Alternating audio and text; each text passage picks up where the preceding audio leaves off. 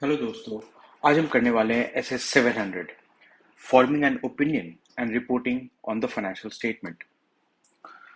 इसमें auditor finally सारा audit procedures लगा के ऑडिट एविडेंसेस कलेक्ट करके फाइनली सब सब कुछ सोच समझ के फाइनली रिपोर्ट बनाना है।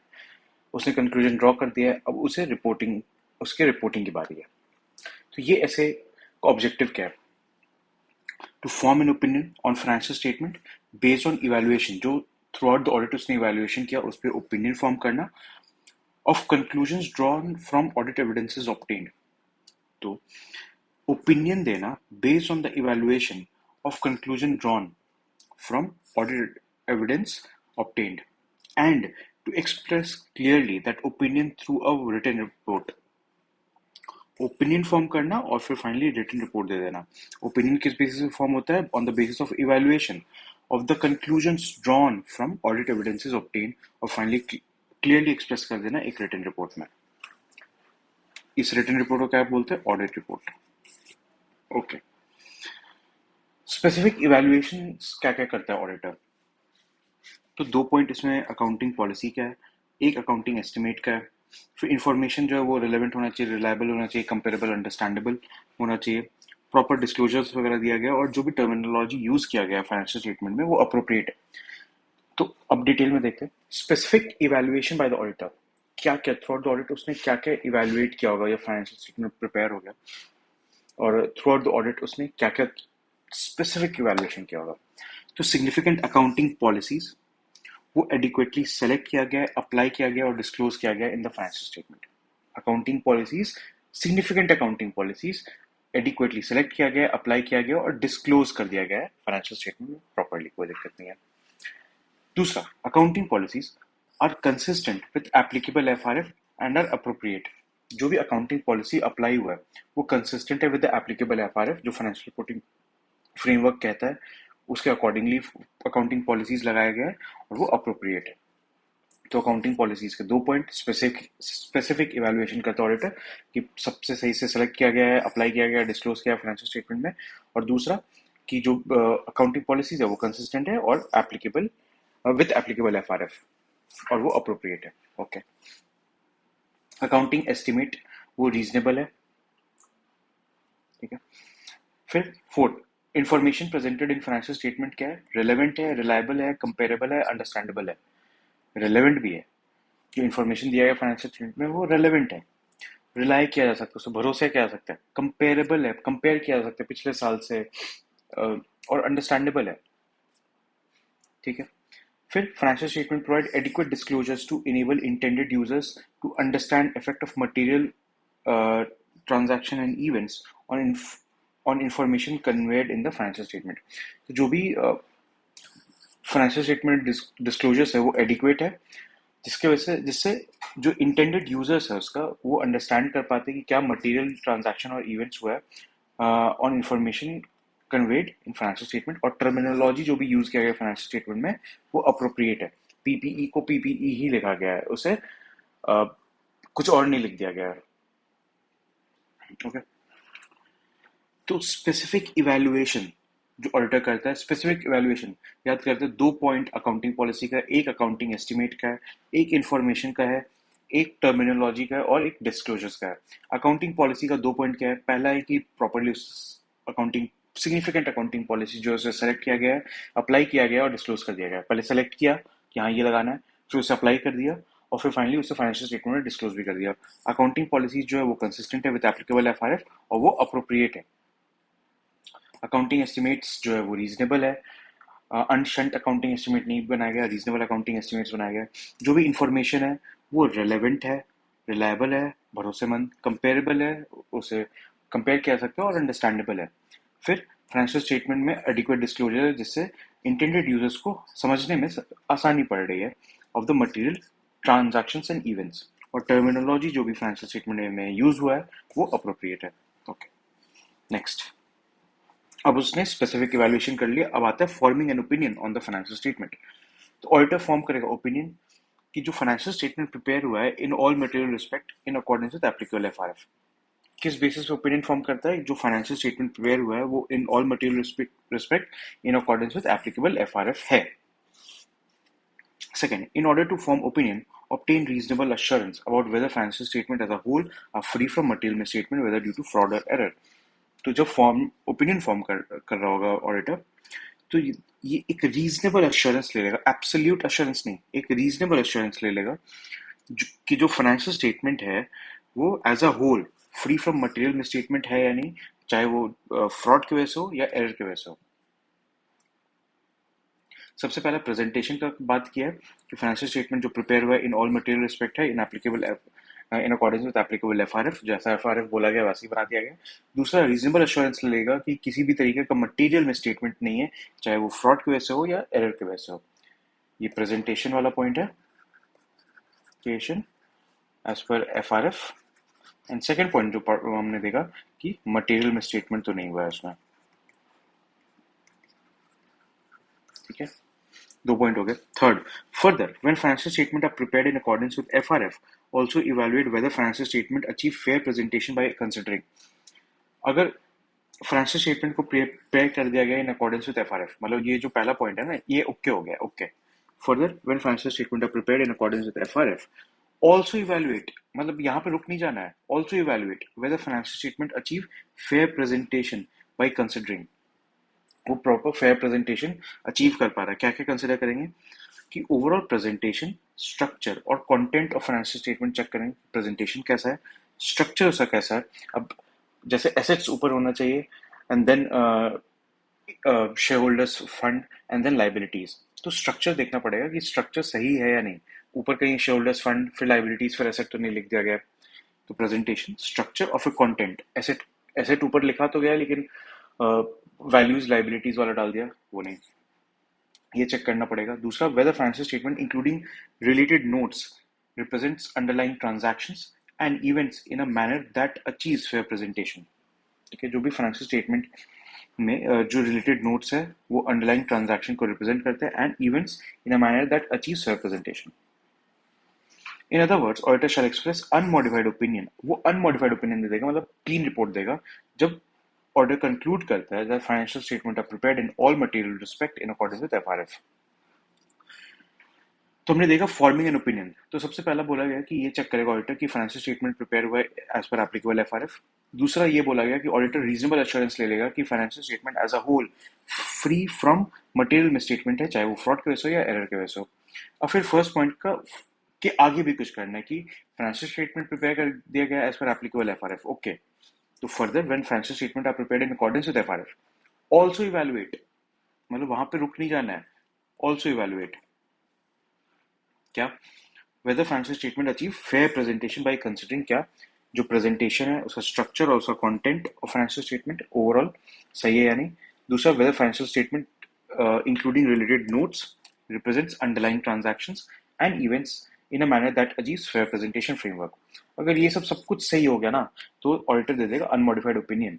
जब ऑडिटर कंक्लूड करता है कि फाइनेंशियल स्टेटमेंट जो है वो प्रिपेयर कर दिया गया है इन all material respect in accordance with FRF. अब आ जाता है basic elements of audit report. इसमें प्रॉपर पूरा ऑडिट रिपोर्ट के बारे में बताइए, कैसे कैसे कहाँ किस सीक्वेंस में कौन सा हेडिंग रहता है। तो इसको करने से पहले ना दो बहुत इंपॉर्टेंट टॉपिक है जो बार बार क्वेश्चंस में आता है, वो देख लेते हैं पहले। इसको बाईपास करते हैं 1 मिनट के लिए। हाँ,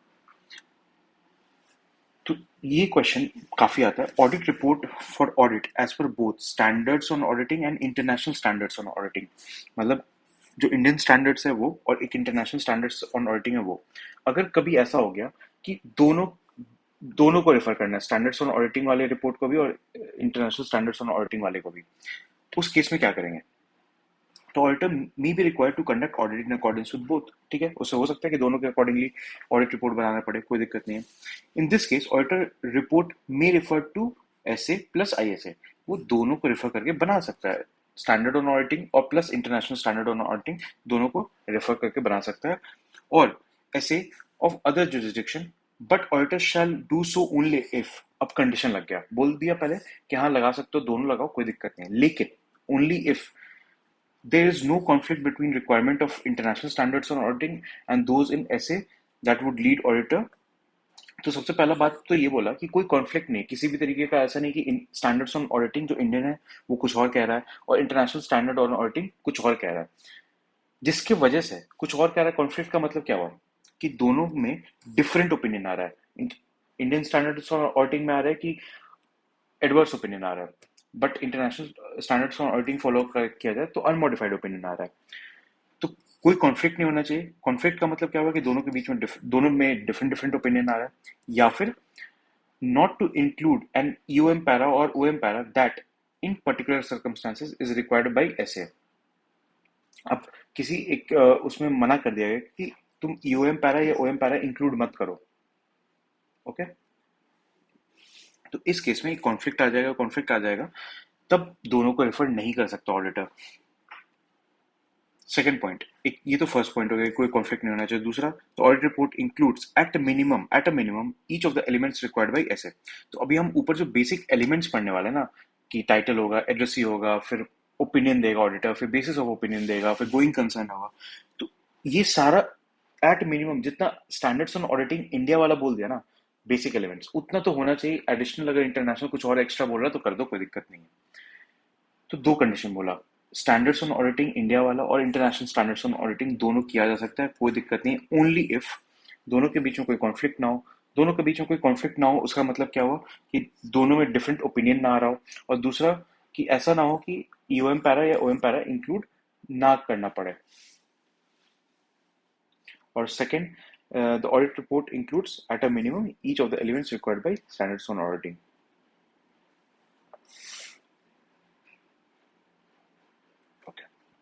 Next, when audit report refers to both standards on auditing issued by ICI and international standards on auditing, audit report shall clearly identify the same, including jurisdiction of origin of other essay. अब ICI वाला follow कर रहा है plus international follow कर रहा है, तो जो इंटरनेशनल वाला है ना, किस जुरिस्डिक्शन का फॉलो कर रहा है ना, जुरिस्डिक्शन ऑफ ओरिजिन कहाँ से ये आया है, ये यूएस का है, यूके का है, या कहीं का भी है, वो भी मेंशन कर देना है। तो ये एक इंपॉर्टेंट पॉइंट है, जब एसेज और इंटरनेशनल स्टैंडर्ड्स दोनों अप्लाई होता है तब क्या करना होता है। ओके, नेक्स्ट आता है supplementary information, another very important topic of this chapter, standard. तो सप्लीमेंट्री इंफॉर्मेशन क्या होता है कि एफआरएफ के हिसाब से ना कुछ इंफॉर्मेशन रिक्वायर्ड नहीं है, बट मैनेजमेंट ने क्या किया, उसे इंक्लूड कर दिया फाइनेंशियल स्टेटमेंट में। अब इसमें चक्कर ये पड़ता है कि इंक्लूड तो कर दिया उसने, तो ऑडिटर क्या उसे इंक्लूड करेगा अपने ऑडिट रिपोर्ट में या नहीं करेगा, उसे कंसिडर करेगा भी या नहीं करेगा। तो ये होता है सप्लीमेंट्री इंफॉर्मेशन, कि एफआरएफ में कहीं नहीं बोला गया कि ये लिखो, बट मैनेजमेंट ने लिख दिया है फाइनेंशियल स्टेटमेंट में। अब फाइनेंशियल स्टेटमेंट में लिख दिया है तो ऑडिटर कंसिडर करेगा या नहीं करेगा, ये चेक करने का है। तो पढ़ता है सप्लीमेंट्री इन्फॉर्मेशन क्या है, information that is not required by applicable FRF, not required, कोई जरूरत नहीं इस चीज की, is presented with audited financial statement. Auditor shall evaluate whether it is integral part of financial statement। तो फिर ऑडिटर इवेल्युएट करेगा क्या जो सप्लीमेंट्री इंफॉर्मेशन मैनेजमेंट ने दिया है क्या वो integral part of financial statement है, due to its nature and how it is presented. When it is integral part of financial statement, it shall be covered by auditor's opinion। अगर integral part of financial statement लगा तो कोई शक ही नहीं है, auditor उसको auditor अपने उसे इवेल्युएट करेगा और कंसिडर करेगा अपने ओपिनियन में। Okay, if supplementary information not considered as integral part of audited financial statement, अगर फाइनली ऑडिटर कंक्लूड करता है कि जो इसने इंफॉर्मेशन दे दिया ना ये फाइनेंशियल स्टेटमेंट का पार्ट है नहीं, फर्जी में इसने डाल दिया फाइनेंशियल स्टेटमेंट में, तब फिर क्या करेगा, evaluate whether it is presented in a way sufficiently and clearly differentiated from audited financial statement. तो पहले तो ये देखेगा कि क्या मैनेजमेंट ने केयर लिया है कि उसे ऐसे प्रेजेंट करे कि वो पता चल जाए यूजर्स को कि भाई ये फाइनेंशियल स्टेटमेंट का पार्ट नहीं, ये कुछ और ही है। उसे सप्लीमेंट्री इंफॉर्मेशन की तरह ही देके as a part of financial statement ना देखे, तो उसका प्रेजेंटेशन पहले चेक कर लेगा कि क्या वो डिफरेंशिएट कर पा रहा है या नहीं कर पा रहा है डिफरेंशिएट। अगर डिफरेंशिएट नहीं कर पा रहा है, ऐसा लग रहा है कि ये इंटीग्रल पार्ट नहीं है फाइनेंशियल स्टेटमेंट का, और प्रेजेंटेड भी कुछ ऐसे तरीके से है कि यूजर्स को लगे कि ये पार्ट ऑफ फाइनेंशियल स्टेटमेंट है, उस केस में अगर प्रेजेंटेशन ढंग से नहीं किया गया, then auditor shall ask management to change its presentation. ठीक है, तो ऑडिटर बोलेगा मैनेजमेंट को कि भाई इसे चेंज करो, थोड़ा ऐसा डिस्टिंग्विश करो कि ये फाइनेंशियल स्टेटमेंट का पार्ट नहीं, ये सप्लीमेंट्री इन्फॉर्मेशन यूजर को भी लगे, पहले रिक्वेस्ट कर लेगा मैनेजमेंट को, इज्जत से बात करेगा। लेकिन अगर मैनेजमेंट ढीठ है, उसने मना कर दिया कि नहीं मैं नहीं मानता, मैं चेंज करूंगा ये प्रेजेंटेशन, बाहर में जाए, तो ऑडिटर क्या करेगा, auditor shall identify unaudited supplementary information and explain in audit report that such supplementary information has not been audited. तो ऑडिटर क्या करेगा, आइडेंटिफाई कर लेगा क्या क्या सप्लीमेंट्री इन्फॉर्मेशन है और ऑडिट रिपोर्ट में साफ साफ लिख देगा कि ये सप्लीमेंट्री इन्फॉर्मेशन है और ये ऑडिट नहीं हुआ है। ठीक है, तो सप्लीमेंट्री इन्फॉर्मेशन क्या होता है, ऐसे इन्फॉर्मेशन जो कि एप्लीकेबल एफआरएफ में रिक्वायर्ड नहीं है। और फिर ऑडिटर क्या चेक करता है कि क्या ये integral part of financial statement है या नहीं है। अगर है, अगर उसे लगता है कि हाँ ये integral part of financial statement है, तो वो अपने ऑडिट में कवर करेगा और अपना ओपिनियन उसके ऊपर देगा। अगर ऑडिटर कंसिडर करता है कि ये integral part of financial statement नहीं है, उस केस में क्या करेगा, इवैल्यूएट करेगा कि जो प्रेजेंटेशन किया गया बाय मैनेजमेंट वो प्रॉपर्ली डिफरेंशिएट कर पा रहा है या नहीं, कि कौन सा फाइनेंशियल स्टेटमेंट का इन्फॉर्मेशन है, कौन सा सप्लीमेंट्री इन्फॉर्मेशन है। अगर उसने ढंग से नहीं किया, इफ नॉट, तो ऑडिटर रिक्वेस्ट करेगा मैनेजमेंट से कि भाई प्रेजेंटेशन चेंज कर लो, दोनों को ऐसा दिखाओ कि दोनों में डिफरेंस पता चलता है सिर्फ कि फाइनेंशियल स्टेटमेंट वाला इन्फॉर्मेशन कौन सा, सप्लीमेंट्री इन्फॉर्मेशन कौन सा है। लेकिन अगर मैनेजमेंट ढीठ है तो फिर क्या करेगा, ऑडिटर आइडेंटिफाई करके ऑडिट रिपोर्ट में मेंशन कर देगा उसे और बोल देगा कि भाई ये ऑडिट नहीं हुआ है, ये सप्लीमेंट्री इन्फॉर्मेशन है। अब आता है एग्जांपल्स क्या है सप्लीमेंट्री इन्फॉर्मेशन का। When notes to financial statement include explanation और reconciliation to the extent to which financial statement comply with another FRF. Auditor's opinion will consider such this as supplementary information that it can't be differentiated from financial statement. तो इसमें क्या लिखा है, जब notes to financial statement में include करता है explanation या reconciliation to the extent to which financial statement comply with other FRF। ठीक है, अनदर FRF। तो ऑडिटर क्या करेगा, कंसिडर करेगा such supplementary information that can't be differentiated from financial statement. His opinion will cover such notes or schedules cross-referenced from financial statement. तो अपने opinion में साफ साफ उसे मेंशन कर देगा, क्रॉस रेफरेंस दे देगा और नोट्स में मेंशन कर देगा कि वो ऑडिट नहीं हुआ है।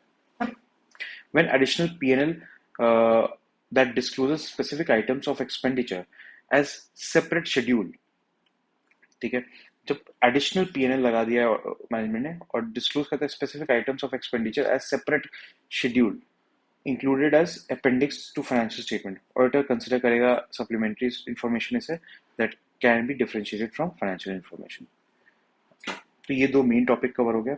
अब हम चलेंगे बेसिक एलिमेंट्स, जो ऑडिट रिपोर्ट बनता है वो कैसे बनता है, उसमें अंदर क्या क्या एलिमेंट्स होता है। First basic element of audit report. तो सबसे पहले तो टाइटल लिखा रहता है कि एक इंडिपेंडेंट ऑडिटर्स रिपोर्ट है जो कि डिस्टिंग्विश करता है from report issued by others. कोई और इंडिपेंडेंट ऑडिटर के अलावा भी कोई रिपोर्ट इशू कर रहा है तो फाइनली डिस्क्लोज करता है, सॉरी डिस्टिंग्विश करता है। Second, addressee. तो अगर जनरल पर्पस फाइनेंशियल स्टेटमेंट है तो मेंबर्स को एड्रेस किया जाएगा, अगर स्पेशल पर्पस फाइनेंशियल स्टेटमेंट है तो बोर्ड ऑफ डायरेक्टर्स को एड्रेस किया जाएगा या किसी स्पेसिफिक ग्रुप को जिसके लिए वो ऑडिट रिपोर्ट बन रहा है, प्रिपेयर हो रहा है। Auditors opinion, third auditors opinion होता है और ये थर्ड एक्चुअली नहीं होता, ये फर्स्ट सेक्शन होता है, ये ओपनिंग पैराग्राफ होता है ऑडिट रिपोर्ट का। टाइटल और एड्रेसी जो होता है ये फर्स्ट सेक्शन नहीं कहलाता है। First section is auditor's opinion, ये एमसीक्यू के लिए बहुत इंपॉर्टेंट है। फर्स्ट सेक्शन या ओपनिंग पैराग्राफ ऑडिटर्स ओपिनियन होता है। इस सेक्शन में this section of audit report shall also identify entities whose financial statement have been audited, किस कंपनी का ऑडिट हुआ है ये लिखा रहेगा इसमें। State that financial statement have been audited, और इसमें ये भी मेंशन किया रहेगा कि फाइनेंशियल स्टेटमेंट ऑडिट कर दिया गया है। Identify title of each statement comprising financial statement, ठीक है, जितना भी टाइटल है उसे आइडेंटिफाई करना पड़ेगा for of each statement comprising financial statement. Refer to notes including summary of significant accounting policies and specified date of and period covered by each financial statement। तो notes को refer कर देगा और जो भी significant accounting policies है उसका summary बना देगा और specify कर देगा date of or period covered by each financial statement। okay? ये तो हो गया ऑडिटर का ओपिनियन। ऑडिटर का ओपिनियन फर्स्ट सेक्शन होता है, ये ओपनिंग पैराग्राफ होता है।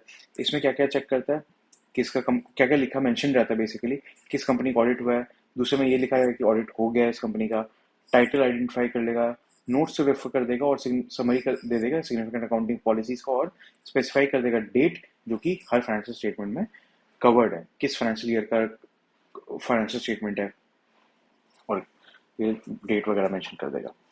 अब बेसिस फॉर ओपिनियन, तो ओपिनियन जो ऑडिटर ने दिया, चाहे वो मॉडिफाइड हो अनमॉडिफाइड हो, जो भी है, क्या बेसिस था उसके ओपिनियन देने का? ये तो सबसे पहले उसने ऑडिटर का अपना ओपिनियन दे दिया कि उसने मॉडिफाई कर दिया है, अनमॉडिफाई कर दिया है, या जो भी उसने ओपिनियन दिया, उसका क्या बेसिस है ये मेंशन करेगा। तो इसमें state that audit was conducted in accordance with SS, उसमें ये लिखा रहेगा कि एसएस के हिसाब से प्रॉपर ऑडिट कंडक्ट हुआ है। रिफर करेगा to the section auditor's responsibility section, फिर यहाँ पे एक सेक्शन को रेफर कर देगा जो आगे हम पढ़ने वाले हैं कि ऑडिटर की क्या क्या रिस्पॉन्सिबिलिटी है। तो उसमें ये भी मेंशन करेगा कि ऑडिटर ने सब कुछ रिस्पॉन्सिबिलिटी अपना पूरा किया है, एसएस के हिसाब से ऑडिट किया है, रिस्पॉन्सिबिलिटीज पूरा किया है, और क्या क्या रिस्पॉन्सिबिलिटीज है ये आप आगे देख लो, उसका रेफरेंस दे देगा। थर्ड, इंक्लूड करेगा statement that auditor is independent of entity in accordance with ethical requirements. ये भी स्टेटमेंट मेंशन करेगा कि ऑडिटर जो है वो इंडिपेंडेंट है of entity in accordance with ethical requirements, ethical requirement के हिसाब से वो इंडिपेंडेंट है relating to audit, and has fulfilled all other ethical responsibilities. ठीक है। D, fourth point states whether auditor believes that audit evidence obtained is sufficient and appropriate audit evidence to provide basis for auditor's opinion। ये भी state करेगा कि जो भी audit evidence उसे मिला है वो sufficient and appropriate audit evidence है या नहीं, और फिर उस बेसिस पे जिस बेसिस पे उसने ऑडिट ओपिनियन दिया है। तो बेसिस ऑफ ओपिनियन पैराग्राफ में वो बताएगा कि उसने ऐसे के अकॉर्डिंगली काम किया है सारा। दूसरा, रिफर कर देगा ऑडिटर रिस्पॉन्सिबिलिटी सेक्शन में जो हम आगे पढ़ने वाले हैं अभी। फोर्थ, ये भी स्टेटमेंट इंक्लूड करेगा कि ऑडिटर जो है वो इंडिपेंडेंट है एंटिटी से, और उसने सारे एथिकल रिक्वायरमेंट्स को फॉलो किया है और फुलफिल किया है अदर एथिकल रिस्पॉन्सिबिलिटीज। और ये भी स्टेट करेगा जो भी ऑडिट एविडेंस उसने ऑब्टेन किया है वो सफिशिएंट अप्रोप्रिएट ऑडिट एविडेंस है या नहीं, to provide basis for auditor's opinion. ठीक है भाई। Next, going concern. Going concern हमने किस ऐसे में पढ़ा था? ऐसे 570, उसी के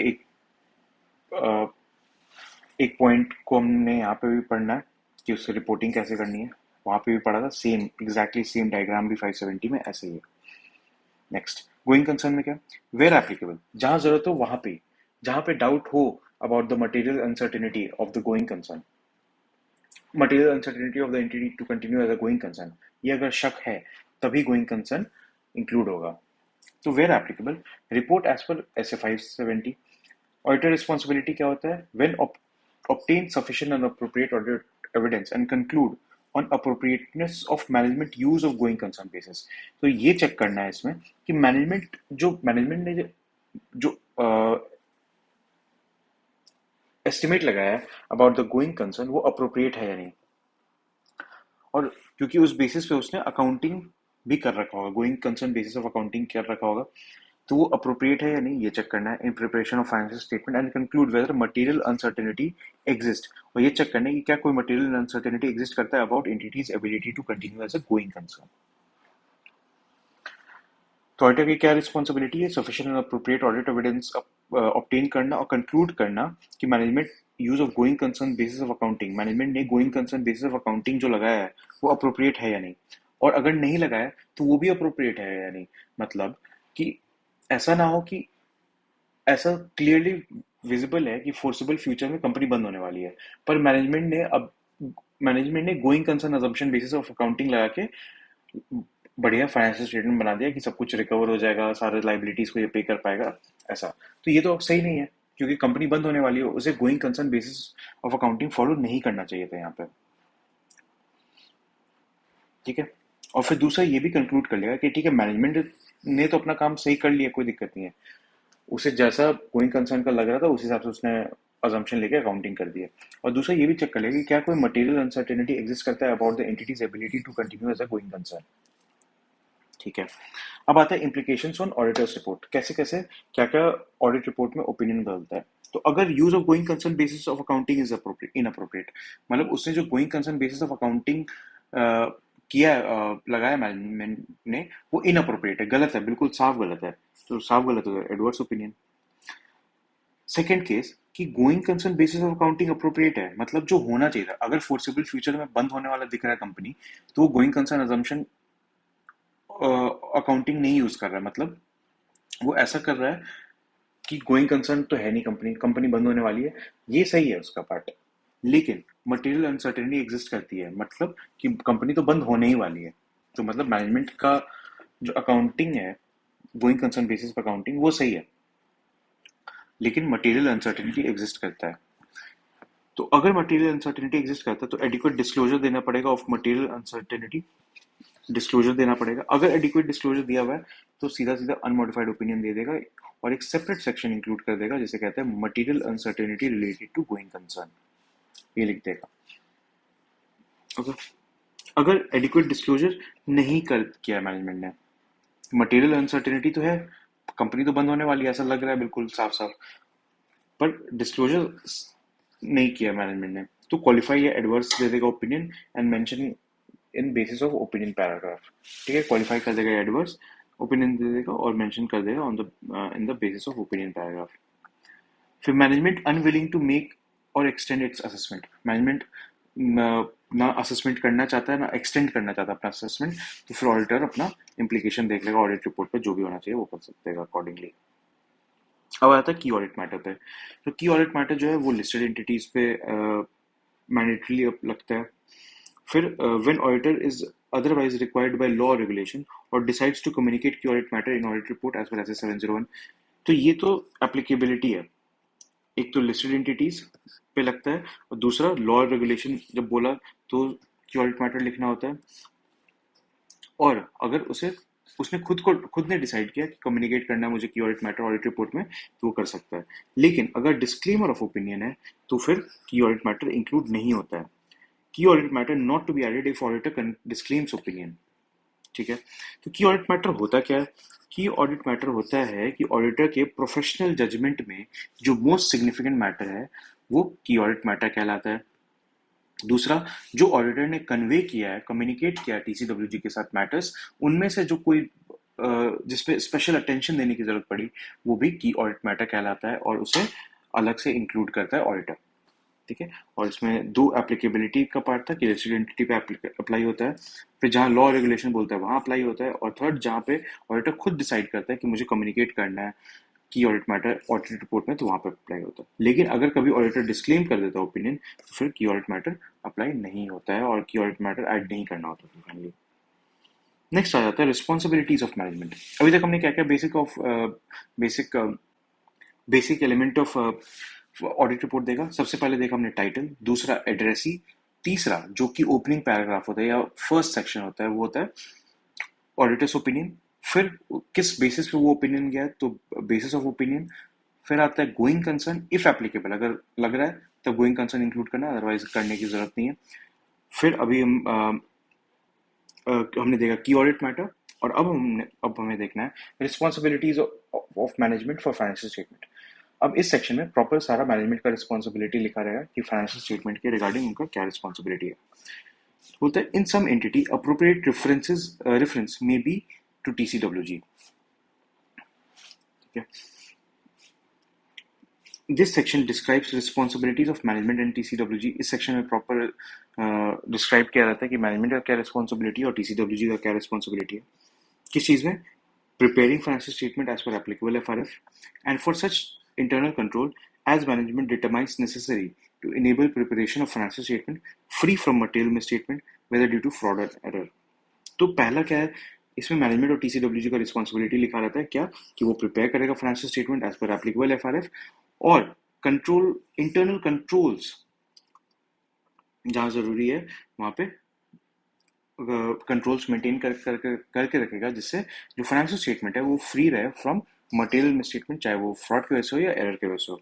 दूसरा रिस्पॉन्सिबिलिटी क्या है, assessing entity's ability to continue as a going concern. तो हमने देखा था कि मैनेजमेंट का काम है ये असेस करना कि क्या एंटिटी गोइंग कंसर्न के हिसाब से कंटिन्यू करेगी, और ऑडिटर का काम ये है कि मैनेजमेंट ने जो असेसमेंट किया है वो अप्रोप्रिएट है या नहीं वो चेक करना। ओके, तो ए एंड बी मैनेजमेंट का रिस्पॉन्सिबिलिटी है। फिर next, this section of auditors report shall also identify those responsible for oversight of financial reporting process. इस सेक्शन में ऑडिटर रिपोर्ट के इस सेक्शन में ये भी लिखा रहेगा कि कौन कौन responsible for the oversight of financial reporting process. जब फाइनेंशियल रिपोर्ट बन रहा था तो उस समय ओवरसाइट करने की रिस्पॉन्सिबिलिटी किसकी थी, वो भी लिखा रहेगा उसमें। This section shall also refer to TCWG. ठीक है, नेक्स्ट आता है ऑडिटर्स रिस्पॉन्सिबिलिटी मेन। This section of auditor's report shall state that objectives of auditor are to, क्या है objective auditor का, to obtain reasonable assurance, absolute assurance नहीं, reasonable assurance लेना है कि financial statement as a whole free from material misstatement है, चाहे वो fraud की वजह से हो या error की वजह से हो। Issue an audit report that includes auditor's opinion, और दूसरा objective क्या है, वो auditor report issue करेगा that includes auditor opinion। Okay, फिर दूसरा वो स्टेट करेगा reasonable assurance in high level of assurance but not guarantee. उसमें साफ साफ लिख देगा रीजनेबल अश्योरेंस। हमें आपको पता है कि रीजनेबल अश्योरेंस एब्सोल्यूट अश्योरेंस नहीं होता है, रीजनेबल ही होता है। तो उसमें साफ साफ लिखा रहेगा कि ये गारंटी नहीं है। ओके, फिर third state that misstatement can arise, ये स्टेट कर देगा कि मिस स्टेटमेंट अराइज हो सकता है from fraud and error, and either describe that they are considered material if individually or in aggregate they could reasonably be expected to influence economic decision of users taken on basis of financial statement। तो इसमें लिखेगा कि miss statement में fraud या error हो सकता है जिसमें अगर वो इंडिविजुअली एग्रीगेट अगर इकोनॉमिक डिसीजंस ऑफ यूजर अगर चेंज कर दे तो वो मटेरियल कहलाएगा। ठीक है, कंसिडर्ड मटेरियल। फिर सेकंड, प्रोवाइड अ डेफिनेशन और description of materiality in accordance with applicable FRF. वो डेफिनेशन देगा कि उसके हिसाब से मटेरियलिटी क्या है इन अकॉर्डेंस विद एप्लीकेबल एफआरएफ। ठीक है, ऑडिटर्स सेक्शन में रिस्पॉन्सिबिलिटी हमने क्या पढ़ा कि उसमें सबसे पहले तो मेंशन रहेगा कि ऑडिटर रीजनेबल एश्योरेंस ले रहा है कि फाइनेंशियल स्टेटमेंट जो है वो फ्री रहे as a whole from material misstatement, चाहे वो फ्रॉड की वजह से हो या एरर की वजह से हो। दूसरा, इशू करेगा audit report that includes auditors opinion, ये इसका ऑब्जेक्टिव है, उसने लिख दिया। दूसरा ये भी लिख दिया कि ये रीजनेबल एश्योरेंस मैं दे रहा हूँ, गारंटी नहीं दे रहा। थर्ड, ये भी मेंशन कर देगा कि मिस स्टेटमेंट अराइज हो सकता है फ्रॉड या एरर की वजह से, तो अगर वो कंसिडर किया जाएगा मटेरियल तभी जब ये इधर इंडिविजुअली या इन एग्रीगेट वो इन्फ्लुएंस कर देता है इकोनॉमिक डिसीजन ऑफ यूजर्स। ठीक है, और प्रोवाइड करेगा डेफिनेशन कि materiality as per applicable FRF क्या है। अब आता है auditor's responsibility in audit of financial statement. तो ऑडिटर की क्या रिस्पॉन्सिबिलिटी जब वो ऑडिट कर रहा है फाइनेंशियल स्टेटमेंट का। तो सबसे पहला कि एक्सरसाइज करेगा प्रोफेशनल जजमेंट और प्रोफेशनल स्केप्टिसिज्म मेंटेन करेगा throughout the audit as per SA 200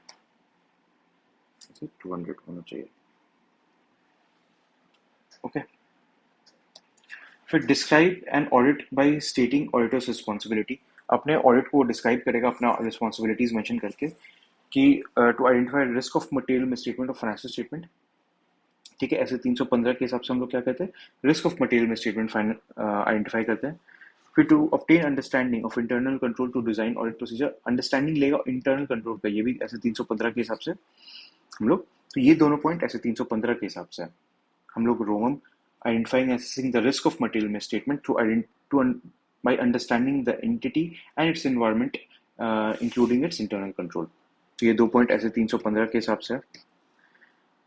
third, to evaluate appropriateness हम लोग चेक करेंगे अकाउंटिंग पॉलिसी जो ये यूज है वो। फिर जो अकाउंटिंग एस्टिमेट्स है उसका रीजनेबलनेस चेक करेंगे, अप्रोप्रिएटनेस चेक कर लेंगे, और डिस्क्लोजर्स वगैरह दिया गया है उसे उसका अप्रोप्रिएटनेस चेक कर लेंगे। फिर to conclude appropriateness of management use of going concern assumption, ये भी चेक करेंगे गोइंग कंसर्न अजम्पशन सही है या नहीं मैनेजमेंट का।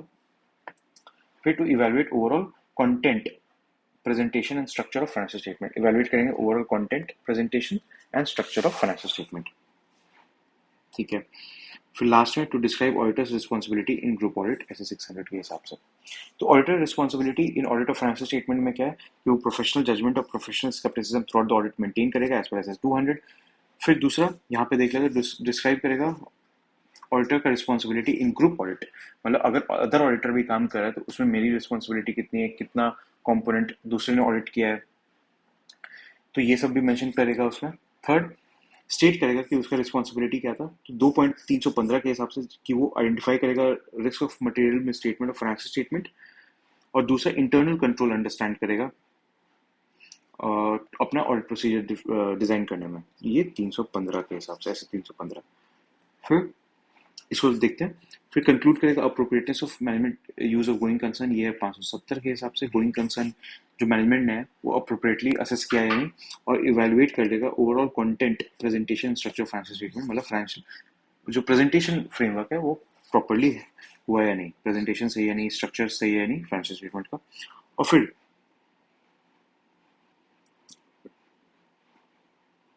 ये अप्रोप्रिएट इवेलुएट करेगा अप्रोप्रिएटनेस किस चीज़ से, अकाउंटिंग पॉलिसी जो यूज हुआ है, अकाउंटिंग एस्टिमेट जो है वो रीजनेबल है या नहीं, और डिस्क्लोजर्स जो है वो प्रॉपर है या नहीं। अब वो कुछ बातें टीसीडब्ल्यूजी से कम्युनिकेट करेगा, ये भी एक ऑडिटर की रिस्पॉन्सिबिलिटी है। तो state in audit report that auditor communicates with TCWG regarding among other matters plan, scope, timing of audit.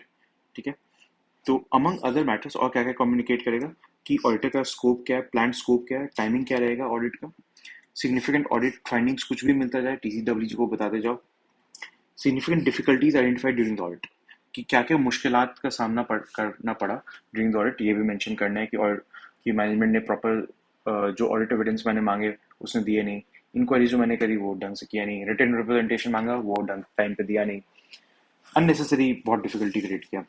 तो ऑडिट ऑडिटर क्या क्या कम्युनिकेट करेगा टीसीडब्ल्यूजी से अमंग अदर मैटर्स, बाकी और भी बहुत कुछ कर सकता है।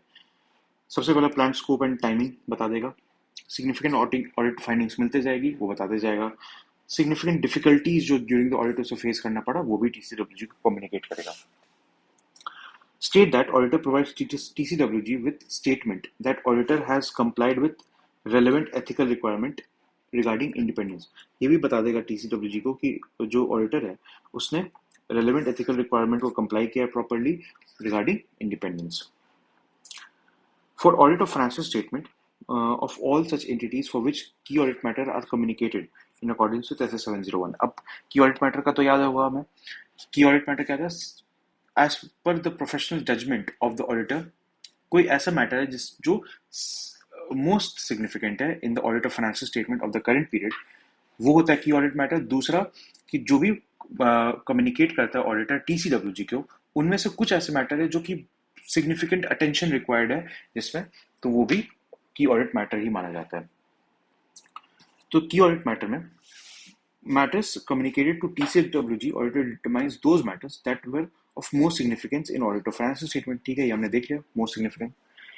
तो under law regulation precludes unless law regulation precludes, कि अगर जब तक law regulation मना नहीं करता है public disclosure को about the matter of auditor or auditor determines that the matter should not be communicated in auditor's report।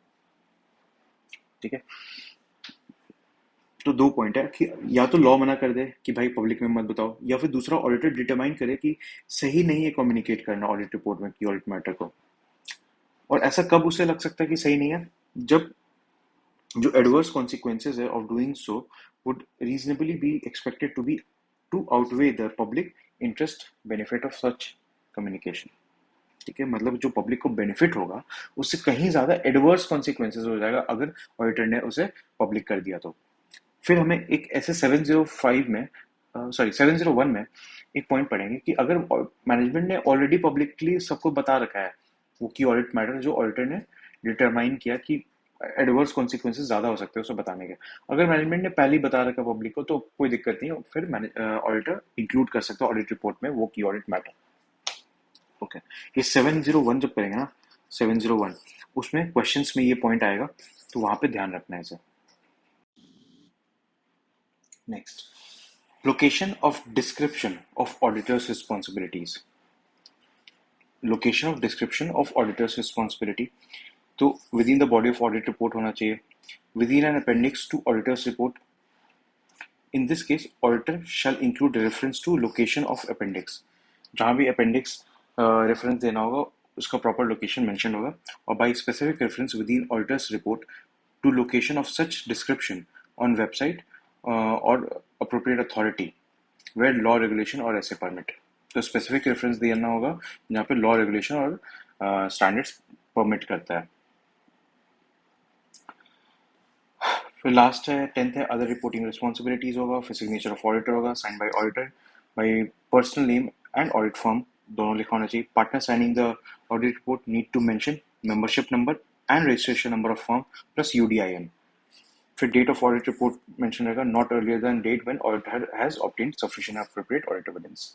तो खत्म हो गया. नेक्स्ट हमने 2 पॉइंट पढ़ ही लिया, एसए और इंटरनेशनल स्टैंडर्ड्स और supplementary information. So we are done with the concepts. Let's move on to the questions.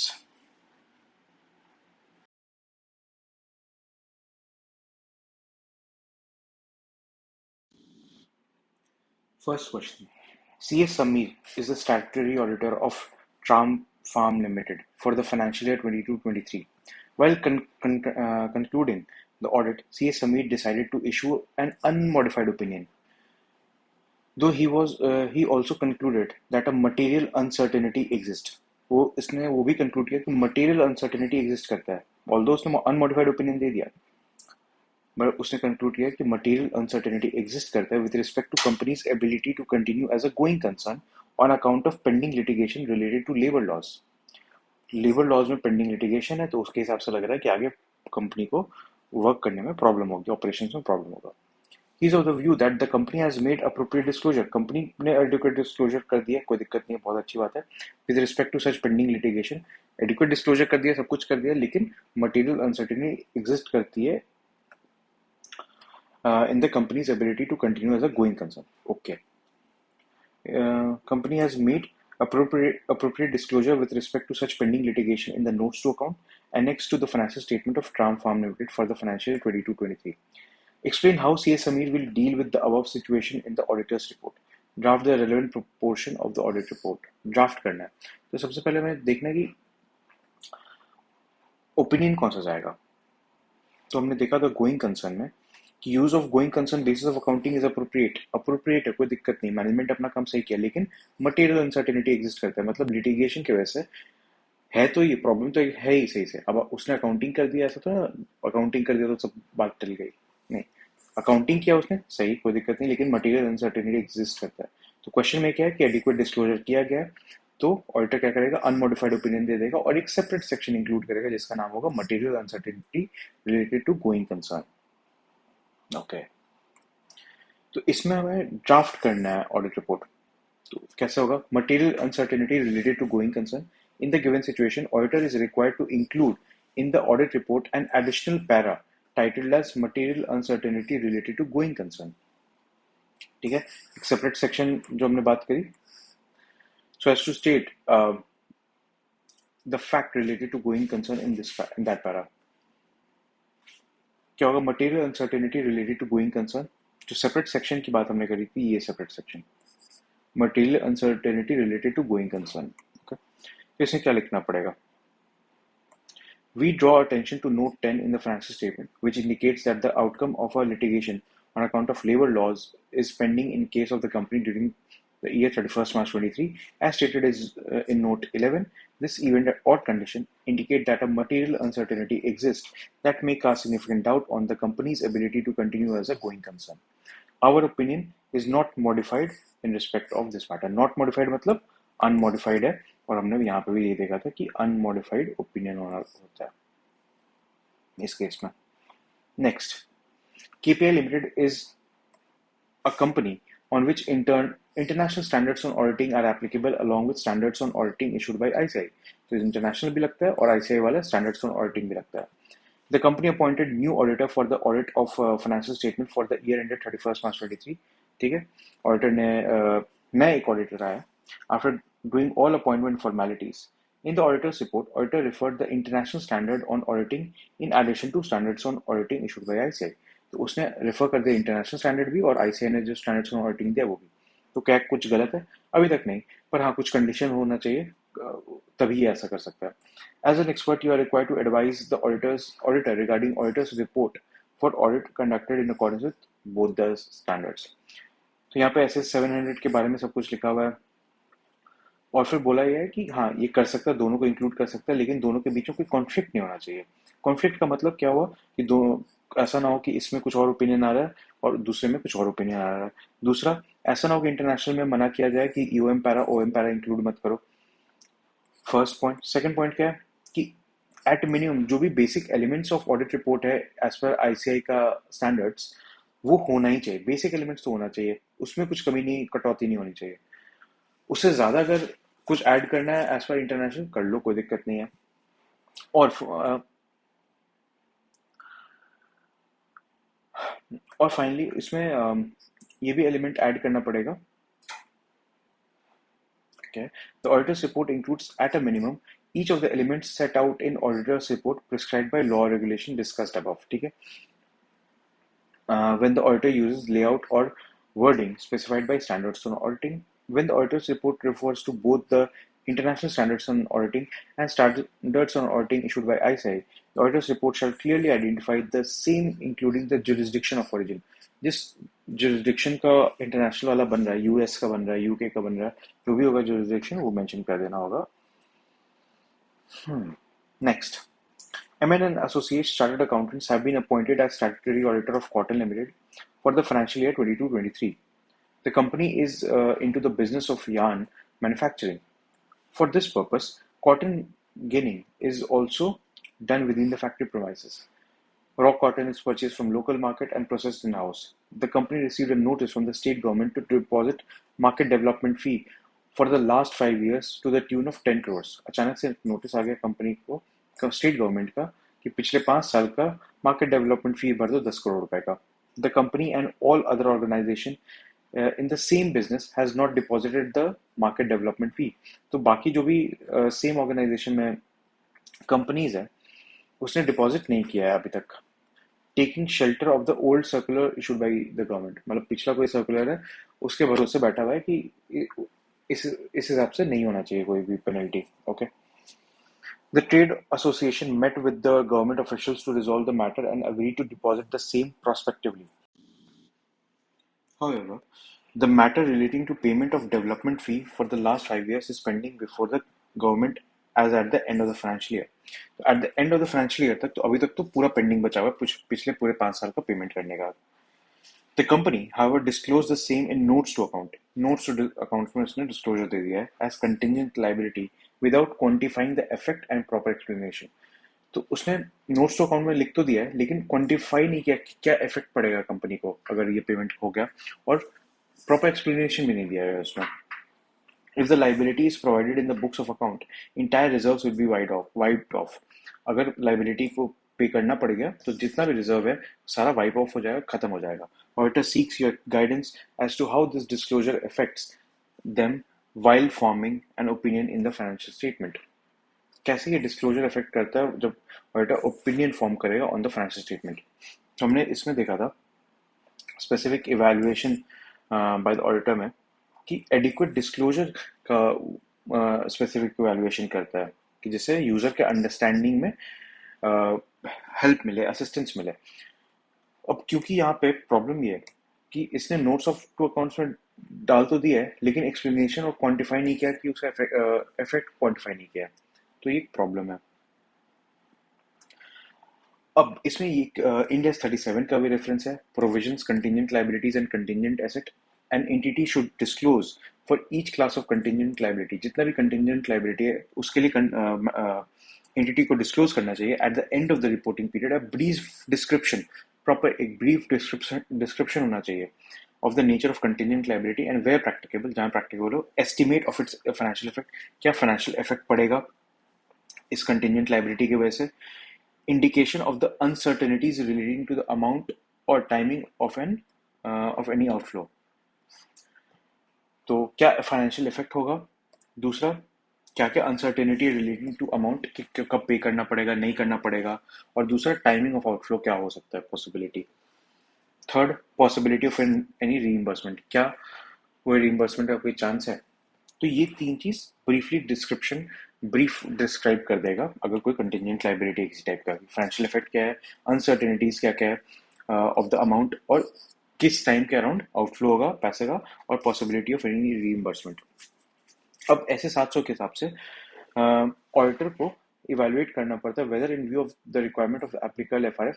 तो 2 पॉइंट जो था अकाउंटिंग पॉलिसी से रिलेटेड था, अकाउंटिंग पॉलिसी कि प्रॉपर्ली सेलेक्ट हुआ है या नहीं, अप्लाई हुआ है या नहीं ढंग से, और जो अकाउंटिंग पॉलिसी है सेलेक्टेड एंड अप्लाइड वो कंसिस्टेंट है विद एप्लीकेबल एफआरएफ और वो अप्रोप्रिएट है। फिर एक पॉइंट था अकाउंटिंग एस्टिमेट का, accounting estimate made by the management are reasonable. Fourth, information presented in the financial statement is relevant, reliable, comparable, understandable. जो भी इंफॉर्मेशन प्रेजेंट किया गया वो रेलेवेंट है, रिलायबल है, कंपेरेबल है, अंडरस्टैंडेबल है। Fifth, financial statement provide adequate disclosure. Financial statement adequate disclosure देता है to enable intended users to understand the effect of material transactions and events on the information conveyed in the financial statement. ठीक है, जो भी material statement हुआ है वो properly conveyed है in the financial statement. If the financial statement prepared in accordance with the requirement of fair presentation framework do not achieve fair presentation, the auditor shall discuss the matter with management and depending on the requirement of FRF and how the matter is resolved, shall determine whether it is necessary to modify the opinion in the auditor's report as per SS 705. कुछ नहीं है इसमें लिखा है कि अगर FRF के हिसाब से proper presentation नहीं हुआ है तो ऑडिटर क्या करेगा, SS 705 के हिसाब से मॉडिफाई कर देगा ऑडिटर रिपोर्ट को। In the present case में तो उसी कहानी को दोबारा रिपीट किया गया। Conclusion: considering the requirement of Ind AS 37 as stated above, auditor must ensure that disclosure as per Ind AS 37 is given in financial statement. If appropriate disclosure not given in the financial statement, auditor need to modify the report as per requirement of SS 705. ठीक है, क्योंकि fair presentation तो किया नहीं गया, क्योंकि Ind AS 37 के हिसाब से ये तीन चीज तो मेंशन होना चाहिए, उसने वो किया नहीं, क्योंकि ये स्पेसिफिक इवैल्यूएशन का पॉइंट है, डिस्क्लोजर्स को चेक करना एज पर एफआरएफ है या नहीं, तो वो है नहीं, तो इसलिए मॉडिफाई कर देगा। Last question,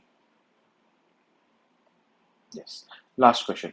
CAS has been appointed as statutory auditor of SRT Limited for the financial year 21-22.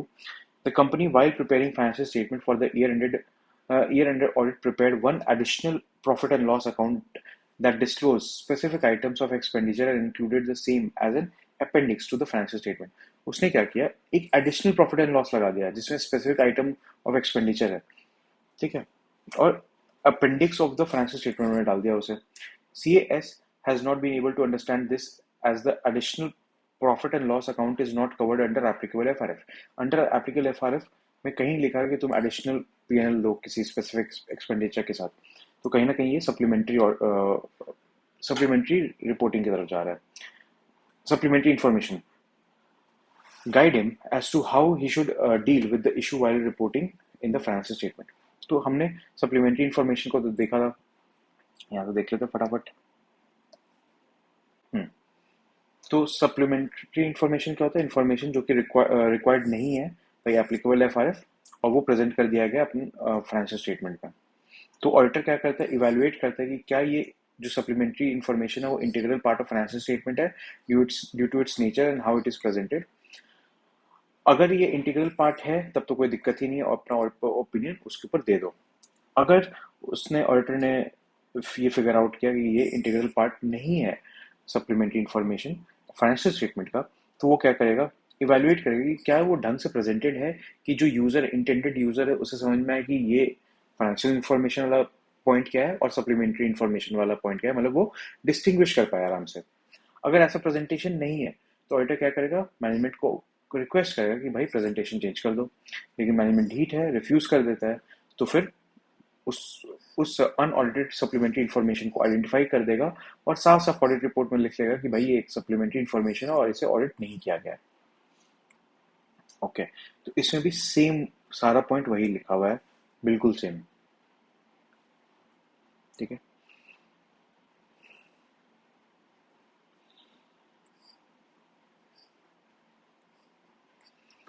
Done with SS 700। अब नेक्स्ट मिलते हैं SS 701 में। Bye bye.